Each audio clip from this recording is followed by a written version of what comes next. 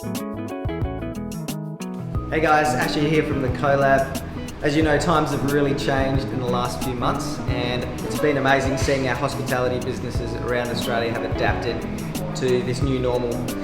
Today in the video, we're going to show you how you can increase selling retail coffee and how to set that up in your cafe. We're at Little Donkey Corner in Chewett Hill. These guys are using our heritage blend, and they've been selling beans to their customers for quite a while, but just recently they've found that by putting them in smaller bags and displaying them, they've been able to get their beans into more of their customers' hands and into their homes. So let's have a look at the things that they've done that you could do as well to make retail coffee happening in your cafe.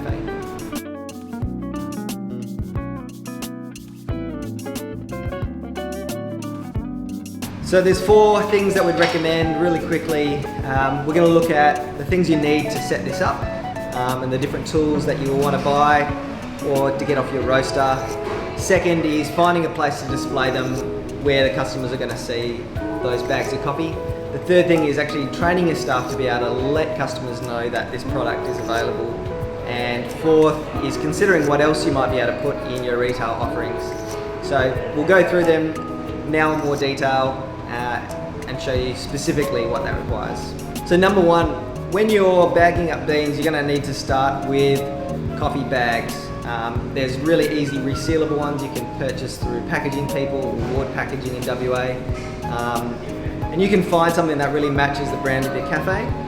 Once you've got them here, you're thinking about different sizes. So we'd recommend like 2 to 3 sizes maximum. So 250 grams is a nice small amount that customers can come in and it's not too expensive. 500 to a kilo are really your standard industry sizes. So getting a few different bag sizes is important. You're going to need some scales, and if you're a cafe, you may already have some kitchen scales or a barista scale that can work. Think about a scoop. You can modify one that you already have, or you can purchase one particularly for your beans. The third thing is branding. You might have a stamp that you put on your cups. Think about putting that same stamp straight on your bags, so not going real heavy with the branding yet. Or your roaster might be able to give you something like we have to stick on the bag to explain what the coffee's all about.